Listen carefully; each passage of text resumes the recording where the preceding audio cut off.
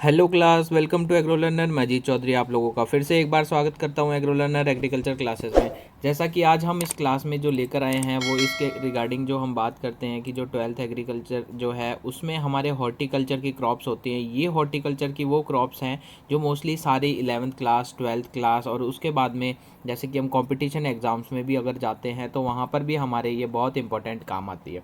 आज इस क्लास में हम आज जो आप लोगों के लिए वीडियो लेकर आ रहे हैं वो वीडियो लेकर आ रहे हैं मक्का के बारे में। इस मक्का के बारे में, मक्का की कैसी खेती करते हैं, मक्का का वानस्पतिक नाम क्या होता है, मक्का के नर पुष्प को क्या कहते हैं, मादा पुष्प को क्या कहा जाता है, मक्का में कितना % तेल पाया जाता है, जो मक्का है उसका उत्पत्ति स्थल क्या है, उसका महत्व क्या है, महत्व के साथ साथ कौन कौन से सीजन्स में मक्का की फसल को बोया जाता है, कौन सी जलवायु में हम मक्का की फसल को बोते हैं, जो मिट्टी होती है वो कैसी मिट्टी उपयुक्त होती है, उन्नत किस्में कौन कौन सी हैं, और बहुत सारे जो गुणों के आधार पर मक्का का वर्गीकरण है वो कितने भागों में वर्गीकरण किया गया है। ये सारी चीज़ें आज आप लोगों के लिए मैं इस वीडियो में लेकर आया हूँ। अगर आपको मेरी वीडियो पसंद आ रही है तो वीडियोज़ को लाइक करें, कमेंट करें और अपने फ्रेंड्स में बहुत सारी शेयर करें।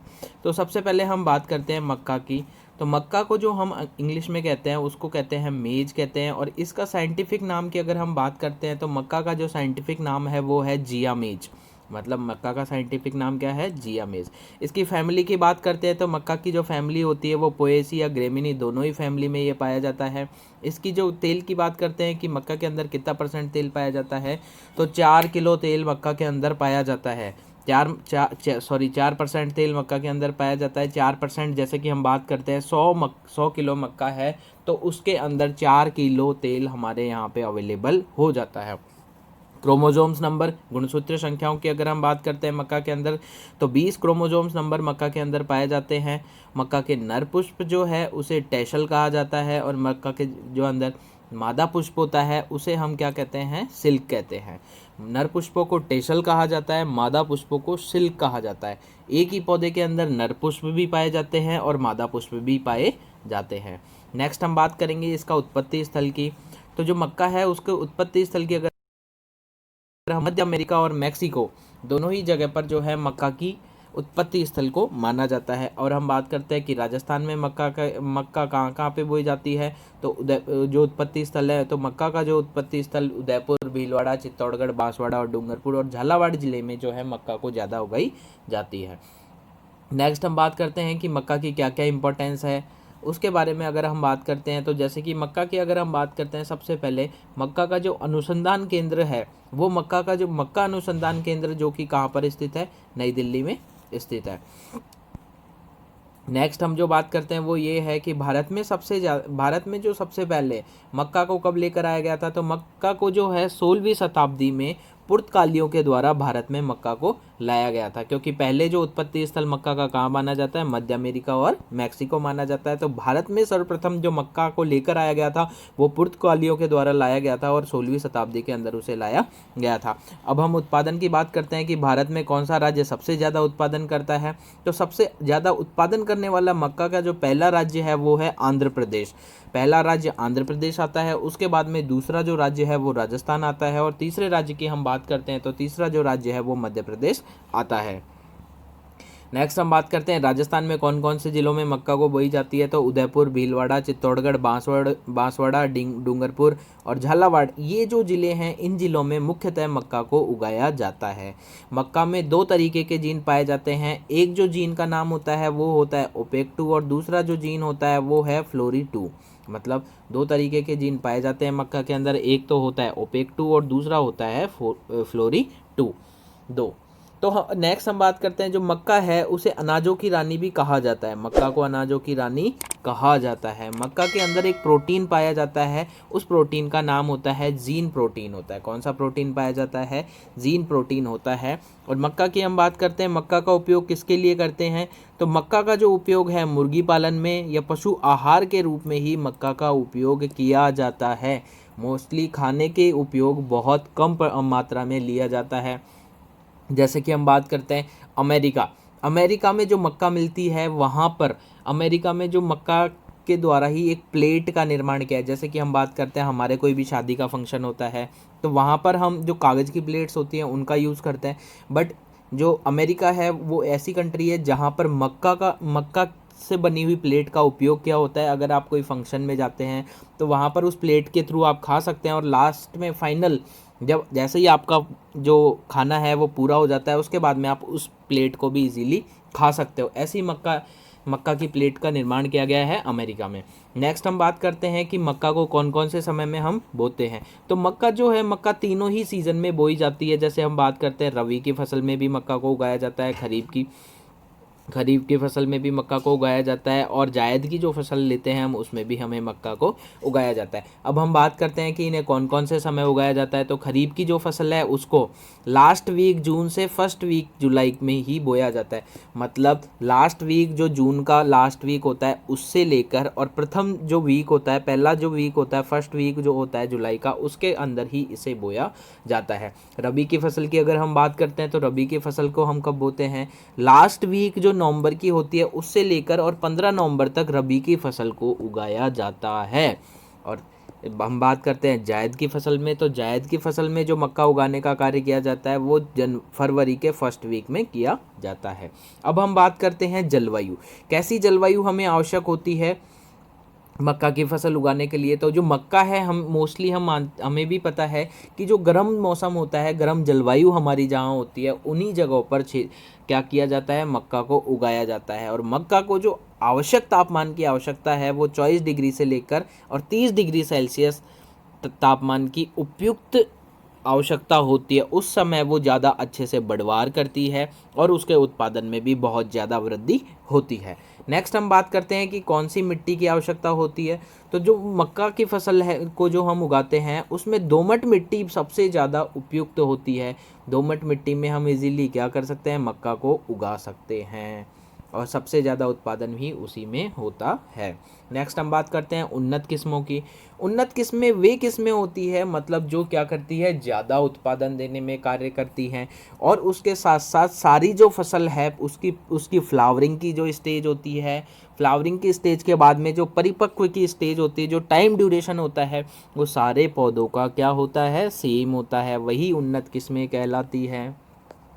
अब हम बात करते हैं संकर किस्मों की कि जो मक्का की कौन कौन सी संकर किस्म है। तो हम बात करते हैं गंगा सफ़ेद 2, ये जो है मक्का की संकर किस्म है। उसके अलावा और भी बहुत सारी किस्में हैं, और किस्मों के नाम की हम बात करते हैं तो डक्कन 103 ये मक्का की संकर किस्म है। गंगा 3, गंगा 4, गंगा 5, गंगा 7 और गंगा 11 ये भी जो है मक्का की संकर किस्में पाई जाती है। उसके अलावा रणजीत जो है मक्का की संकर किस्म है, और उसके अलावा भी हम बात करते हैं वो है PEHM2, ये भी एक मक्का की संकर किस्म है।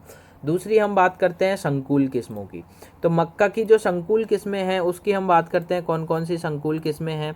तो मक्का की जो संकुल किस्में हैं वो है विजय, नवजोत, किरण, माही, कंचन, अरावली और मक्का हिम। ये हैं जो मक्का की कौन सी किस्में हैं, संकुल किस्में हैं। अब हम बात करते हैं नेक्स्ट कि मक्का की कौन कौन सी जो मक्का को गुणों के आधार पर कितने वर्गों में बांटा गया है। तो हम बात करते हैं मक्का को गुणों के आधार पर हमें 7 भागों में बांटा गया है। पहला जो भाग होता है वो है डेंट मेज, दूसरा जो है वो है फ्लीट मेज, थर्ड जो है वो है फ्लोर मेज, फोर्थ है स्वीट मेज, फिफ्थ है पॉप मेज, सिक्स्थ है वैक्सी मेज, और सेवन्थ जो है वो है पॉड मेज। तो अब हम इनकी बात करते हैं कि ये इन्हें किस किस नाम से और क्यों हमें इन्हें ऐसा किया गया। जो डेंट मेज है उसकी हम अगर बात करते हैं, डेंट मेज जो देखिए डेंट से मतलब ये स्पेलिंग थोड़ी डेट लिखा हुआ है, ये डेट नहीं है, डेंट है। डेंट का मतलब हमारे किससे संबंध होता है, दांतों से संबंध होता है। और हम बात करते हैं डेंट संबंध से, तो ये जो मक्का की किस्म है मोस्टली अमेरिका में ही बहुत ज़्यादा प्रचलित है ये वाली किस्म। और इस किस्म की अगर हम बात करते हैं तो ये दांतों की तरह ही बिल्कुल होती है, मतलब इसका जो बीज होता है वो हमें कैसा दिखाई देता है, दांतों के जैसा ही दिखाई देता है। इस वजह से ही इसका नाम क्या पड़ा, डेंट मेज पड़ा गया। दूसरी मेज हम बात करते हैं वो है फ्लीट मेज की अगर हम बात करते हैं तो मेज के जो फ्लीट मेज है उसके दानों का ऊपरी भाग जो होता है वो कैसा पाया जाता है, गोलाकार तरीके का पाया जाता है। गोल होने की वजह से इसको क्या नाम दे दिया गया, फ्लीट मेज नाम दे दिया गया। थर्ड जो है उसकी हम बात करते हैं वो है फ्लोर मेज। फ्लोर मेज की अगर हम बात करते हैं तो फ्लोर मेज वही मक्का होती है जिसके दाने बहुत कैसे होते हैं, नरम होते हैं, मतलब बहुत कठोर, सॉरी ये मिस्टेक है, दाने धर्म होते हैं, धर्म नहीं नरम। नरम का मतलब से है कि वो इजीली जल्दी से टूट जाते हैं, बहुत सॉफ्ट होते हैं। और यही फ्लोर मेज जो है इसी से आटा बनाया जाने का कार्य किया जाता है। आटा बनाने के काम में जो आती है मक्का वो कौन सी होती है, फ्लोर मेज होती है। और इसी के जो दाने होते हैं वो सबसे मुलायम होते हैं। नेक्स्ट जो हम बात करते हैं वो है स्वीट मेज। स्वीट मेज की बात करते हैं तो स्वीट मेज क्या है, स्वीट मेज जो है दानों में मांड की अपेक्षा चीनी की मात्रा ज़्यादा होने से दाना बहुत मीठा होता है। स्वीट कॉर्न के रूप में हम इसे खाते हैं, जैसे स्वीट कॉर्न बनाते हैं तो उसके लिए हमें कौन सी मेज मक्का को काम में लिया जाता है, स्वीट मेज को काम में लिया जाता है। स्वीट कॉर्न जो हम खाते हैं वो इसी की ये जो है स्वीट मेज की वजह से ही हम खाते हैं। नेक्स्ट है पॉप मेज। पॉप मेज क्या करती है, जैसे कि हम जो पॉपकॉर्न खाते हैं, मतलब भुने जाने के उपयोग में काम में लेने के लिए जो है, जो कौन सी मेज को काम में लिया जाता है, स्वीट मेज को सॉरी पॉप मेज को काम में लिया जाता है। और हम बात करते हैं भुनाकर इसके जो हम पॉपकॉर्न्स खाते हैं, खीले बनाने के काम में ही यही में जो है मक्का काम में आती है। नेक्स्ट जो हम मक्का की बात करते हैं वो है वैक्सी मेज। वैक्सी मेज जो है मोम की तरह चिकनी होती है और चिकनी होने के कारण से ही इसे क्या नाम दे दिया गया, वैक्सी मेज इसका नाम दे दिया गया। नेक्स्ट जो है वो है पोड मेज। पोड मेज की अगर हम बात करें तो ये जो मक्का है इसका सारा जो दाना होता है ये क्या होता है, पूरा छिलके से घिरा हुआ होता है। दाना और दाने के साथ साथ में पूरा जो भुट्टा होता है वो छिलके से ढका हुआ होता है। और ये सबसे बहुत पुरानी जो क्या है किस्म है, इसलिए इसे जो नाम दिया वो दे दिया प्रौढ़।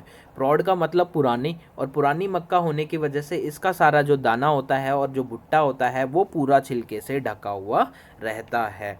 तो ये थी हमारे वर्गीकरण, क्लासिफिकेशन, गुणों के आधार पर मक्का को जो हमने वर्गीकृत किया वो वर्गीकरण किया। अब हम बात करते हैं बुआई के समय की। तो कौन से समय में हम सबसे ज़्यादा मक्का को बुआई करते हैं, तो जून माह की लास्ट वीक में हम क्या करते हैं, मक्का की बुआई का समय सबसे उपयुक्त माना जाता है। और जुलाई का लास्ट वीक, जून के लास्ट वीक से जुलाई का जो फर्स्ट वीक होता है उसी में जो है क्या किया जाता है, मक्का की बुआई का उपयुक्त समय बहुत माना जाता है। अब हम बात करते हैं इसके बीज दर की। तो 20 से 25 किलो पर हेक्टेयर इसका जो है बीज वो हम लेते हैं। पृथक्करण दूरी हम बात करते हैं, पंक्ति से पंक्ति की दूरी हम बात करते हैं तो 60 सेंटीमीटर होनी चाहिए। और पौधे से पौधे की दूरी अगर हम बात करते हैं तो वो 25 सेंटीमीटर इसकी जो है आइसोलेशन डिस्टेंस, पृथक्करण दूरी हमें रखनी चाहिए। अब हम नेक्स्ट बात करते हैं बीजोपचार। बीजोपचार करने के लिए हमें क्या करते हैं, इसमें एक रोग लगता है डाउनी मिल्ड्यू रोग। डाउनी मिल्ड्यू रोग के प्रकोप में जो मतलब जो एरिया वहाँ होते हैं उसमें हमें जो बीज होते हैं उसमें एप्रोन 35 SD 4 ग्राम का उपयोग करके बीजों को उपचार कर लेना चाहिए, जिससे कि जो प्रकोपित क्षेत्र हैं जहाँ पे डाउनी मिल्ड्यू जो रोग होता है वो रोग वहाँ पर ना लगे। नेक्स्ट हम जो बात करते हैं एप्रोन XL35E, ये जो है ये कवकनाशी पर प्रति किलो बीज की दर से हमें बीज को उपचारित कर लेना चाहिए, क्योंकि जो ये एप्रोन XL35E है ये क्या कार्य करता है, कवकों का नाश करने का कार्य करता है। अब हम बात करते हैं कि 1 हेक्टेयर क्षेत्र में कितने पौधों की संख्या यहाँ पर हमें क्या मिलती है, इस ये जो है पृथक्करण दूरी के हिसाब से हम बात करते हैं तो 1 हेक्टेयर में हमें 66,000 पादप संख्या जो है पौधों की संख्या हमें पाई जाती है। नेक्स्ट हम बात करते हैं खाद एवं उर्वरक। खाद एवं उर्वरक देने के लिए हमें सबसे पहले 2 चीज़ों का ध्यान रखना होता है। एक तो वे क्षेत्र होते हैं जहाँ पर इजीली क्या कर सकते हैं, सिंचाई कर सकते हैं, तो सिंचित क्षेत्रों के लिए अलग खाद एवं उर्वरक देते हैं और असिंचित क्षेत्रों के लिए अलग अलग जो है दोनों की अमाउंट होता है। तो हम बात करते हैं सिंचित क्षेत्रों के अकॉर्डिंग। तो सिंचित क्षेत्रों में हम क्या करेंगे, 60 से 90 किलो नाइट्रोजन का उपयोग करेंगे और 30 किलो जो है पोटाश का उपयोग करेंगे सिंचित क्षेत्रों के लिए। अब हम बात करते हैं असिंचित क्षेत्रों में। असिंचित क्षेत्रों में मतलब जहाँ पर वर्षा के ऊपर ही निर्भर रहते हैं, तो 30 से 40 किलो उसमें नाइट्रोजन देनी होगी और उसके साथ साथ हमें फास्फोरस जो है वो 15 से 20 किलो हमें देनी पड़ेगी। अब बात करते हैं सिंचाई। सिंचाई की बहुत सारी टाइम होता है, बट मोस्टली हम बात करते हैं तो मक्का की जो क्रांतिक अवस्थाएं हैं, सिंचाई की जो क्रांतिक अवस्थाएं हैं, वो पहली जो क्रांतिक अवस्था है वो है टसलिंग। टसलिंग की हम बात करते हैं, टसलिंग कौन सी अवस्था होती है? टसलिंग पौधे की वह अवस्था होती है जिसमें पौधा अपनी हाइट पर तो पूरी पहुंच जाता है और उसके अंदर फूल निकलने लगते हैं। वही जो अवस्था होती है उसी को क्या कहा जाता है? टसलिंग कहा जाता है। उस अवस्था में हमें पानी जो सिंचाई है उसकी आवश्यकता ज़रूरी होती है। दूसरा है सिल्किंग अवस्था। सिल्किंग अवस्था क्या होता है? जब फूल के अंदर से रेशे निकलने लगते हैं और फर्टिलाइजेशन जो होता है वो पूरा हो जाता है, जिसके बाद में खुद जो भुट्टा होता है वो भुट्टा खुद के अंदर ही फोटोसिंथेसिस करने की कैपेसिटी बना लेता है। तब उस सिचुएशन को हम कहते हैं सिल्किंग। मतलब जो रेशे निकलने का कार्य होता है वही सिल्किंग प्रोसेस कहलाता है।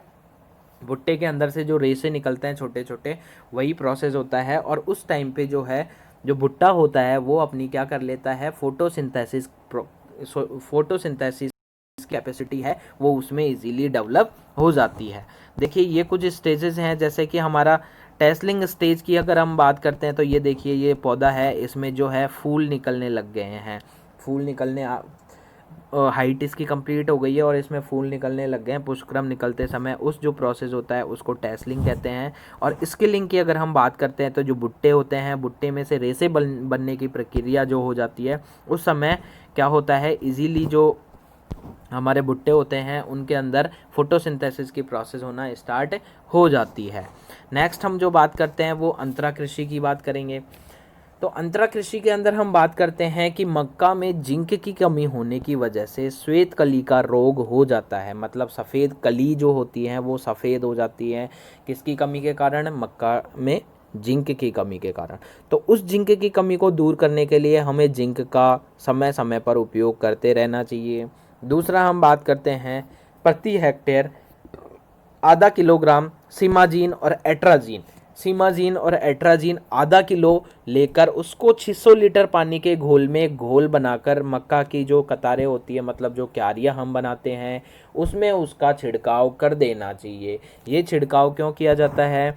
खरपतवार नाशियों के लिए ये जो है उपचार किया जाता है। नेक्स्ट हम जो बात करते हैं पादप को संरक्षण कैसे कर सकते हैं, तो तना छेदक मक्खी जो होती है ये जो तना छेदक मक्खी होती है जो मक्का का प्रमुख कीट होता है और उसी रोग से बचाने के लिए हमें पादप को संरक्षण करना बहुत आवश्यक है। दूसरा रोग की अगर हम बात करते हैं तुलसीता रोग। तुलसीता रोग जो है ये भी बहुत ज़्यादा नुकसान पहुंचाता है। इसकी वजह से हमारी पूरी फसल नष्ट हो जाती है, उत्पादन हमें बिल्कुल भी नहीं मिल पाता है। और इसी के कारण हमें, जैसे कि जो तुलसीता रोग की जो प्रतिरोधी किस्म है, प्रतिरोधी किस्मों की बात करते हैं जैसे कि गंगा 11, ऐसी फसलों का चुनाव करके ही हमें क्या करना चाहिए? खेती करनी चाहिए मक्का की। नेक्स्ट हम बात करते हैं तो वो है कढ़ाई और मड़ाई। कढ़ाई का मतलब है काटने का प्रोसेस। काटने के प्रोसेस की हम बात करते हैं तो वो कौन सा प्रोसेस होता है? निषेचन के पश्चात, मतलब जो उसमें फर्टिलाइजेशन होता है उसके बाद में 50 दिनों के बाद में वो जो है मतलब जो फर्टिलाइजेशन होता है फूल आने के 50 दिन बाद में हमारी जो फसल है वो अप्रोक्स जो है वो परिपक्व हो जाती है, मतलब पककर तैयार हो जाती है। उसमें अच्छे दाने बन जाते हैं। दाने बनने के कारण उसको हम, क्योंकि अगर दानों को अगर हम ऐसे ही छोड़ देंगे तो हो सकता है कोई चिड़िया गिलहरी जो हैं या हमारे पशु वो भी उनको इफ़ेक्ट कर सकते हैं। तो इस वजह से अप्रोक्स जैसे ही उसमें निषेचन होता है, फर्टिलाइजेशन होता है, उसके 50 दिनों के बाद में वो परिपक्व हो जाते हैं और हमें क्या कर लेनी चाहिए? उसकी कटाई कर लेनी चाहिए। नेक्स्ट हम जो बात करते हैं वो है सूखे हुए भुट्टों के दानों और गुल्ली को मेज शेयर से अलग कर लेते हैं। अब ये मेज शेयर क्या होता है? मेज शेयर एक मशीन होती है जो सेपरेट करने का काम करती है। सेपरेट करती है किसको? जो दाने होते हैं और दानों के साथ साथ जो गुल्ली होती है। गुल्ली किसे कहते हैं? जो वाइट कलर की मक्का के अंदर जो जैसे भुट्टा हम खाते हैं, खाने के बाद में जो सफ़ेद कलर की रह जाती है उसे हम गुल्ली कहते हैं। और ये जो मशीन होती है, इस मशीन का जो नाम है उसे कहते हैं मेज सेलर। ये मेज सेलर का जो कार्य होता है वो यही कार्य होता है। जैसे कि देखिए, पीछे से मक्का के जो भुट्टे होते हैं उन्हें डाला जाता है, और मक्का के जो बीज होते हैं उन्हें वो अलग कर देती है, और जो गुल्ली होती है उसे वो अलग कर देती है। अब हम बात करते हैं कि मक्का के अंदर कितनी उपज प्राप्त होती है हमें। तो उपज की अगर हम बात करें तो संकर किस्मों के अंदर 40 क्विंटल पर हेक्टेयर की उपज हमें प्राप्त हो जाती है। मतलब मक्का के अंदर 40 किलो क्विंटल पर हेक्टेयर हमें प्राप्त हो जाती है। और संकुल किस्म की अगर हम बात करते हैं तो उसमें 30 से 40 क्विंटल पर हेक्टेयर ही हमें क्या होती है, उपज प्राप्त होती है। क्योंकि संकुल किस्में हैं जो कम उत्पादन करती हैं, और संकर किस्में हैं जो ज़्यादा उत्पादन करती है। अब हम बात करते हैं कि कौन से कितने कितने डिग्री पर, कितने टेम्परेचर पर हमें इसे भंडारण करना चाहिए, या कितनी नमी पर हमें भंडारण करना चाहिए। तो हम बात करते हैं जब जो दाने होते हैं उनमें 8 से 10% नमी पाई जाती है, उसी समय पे उसमें क्या कर लेना चाहिए, भंडारण करते रहना चाहिए। अब हम बात करते हैं कुछ स्टेजेस की, कि कौन कौन सी स्टेजेस होती है। तो जैसे कि आप लोग देख रहे हैं, ये जो हमारी इमेज है इसमें कितने दिन की, जो अगर हम बात करते हैं टाइम ड्यूरेशन की, तो जो हमारी मक्का की फसल है 70 से 80 दिनों में पककर तैयार हो जाती है। और इसके अंदर हम बात करते हैं इसकी जो हाइट कितनी होती है, तो इसकी अप्रॉक्स जो हाइट होती है 6 से 7 फुट की जो है। अब देखिए, सबसे पहले क्या होता है, जब हम मक्का के बीज को उगाते हैं तो उसमें धीरे से कल्ले फूटना स्टार्ट होते हैं। कल्ले फूटने के बाद में मतलब 0 से 7 दिन तक उसमें 2 पत्ते आ जाते हैं। 14 दिन के अंदर उसमें लीव्स, जो उसकी पत्तियां होती है, वो फैलने का कार्य करती है। और 28 दिन तक उसकी जो पत्तियां होती है वो अच्छे से पूरी फैल जाती हैं, मतलब जितना डेवलपमेंट होना होता है पत्तियों का उतना हो जाता है। उसके बाद में हम बात करें 42 दिन में 12 पत्तियों के अप्रॉक्स उसमें पत्तियां पाई जाती हैं। 56 दिन में उसमें इजीली क्या होती है, 16 पत्तियां आ जाती है। और जैसे ही उसमें 56 दिन होते हैं, 56 से 60 दिन का अप्रॉक्स एवरेज हम बताते हैं, उसके बाद में 56 से 60 दिन में उसमें जो है पॉलिनेशन, मतलब जो कहते हैं पुष्पक्रम आने लग जाते हैं, पुष्पक्रम निकलने लग जाते हैं। और ये पुष्पक्रम निकलने की जो स्टेज है उसे ही क्या कहता है, टेस्लिंग प्रोसेस कहते हैं। और जो हम बात करते हैं 70 से 100 दिनों के बीच में इसमें मैच्योरिटी आ जाती है, मतलब जो बीज बनते हैं वो परिपक्व होने लग जाते हैं, और ऐसे परिपक्व कंप्लीट हो जाते हैं। ये हमारी थी मक्का की क्लास। अगर आप लोगों को वीडियोस पसंद आ रही हैं, like my video, subscribe my channel agro learner agriculture classes. Thank you. और हाँ, अगर आपको नोट्स अवेलेबल होने के लिए, आप लोग बहुत सारे स्टूडेंट्स के कमेंट्स आ रहे हैं कि सर नोट्स की को आप हमें प्रोवाइड करवा दीजिए, तो मैं आप लोगों को इस वीडियो में वापस से टेलीग्राम जो ऐप है उसमें मैं वापस से आज आप लोगों को लिंक दे दूंगा। जो हमारा टेलीग्राम ऐप है एग्रो लर्नर क्लासेस, वहाँ उस चैनल में आप जाके ज्वाइन हो जाएं, और ज्वाइन होने के बाद में आपको वहाँ पे सारे नोट्स अवेलेबल हो जाएंगे। जैसे जैसे हमारी क्लासेस कंप्लीट होंगी उसके अकॉर्डिंग ही हम आप लोगों को नोट्स प्रोवाइड करवा देंगे। Thank you class.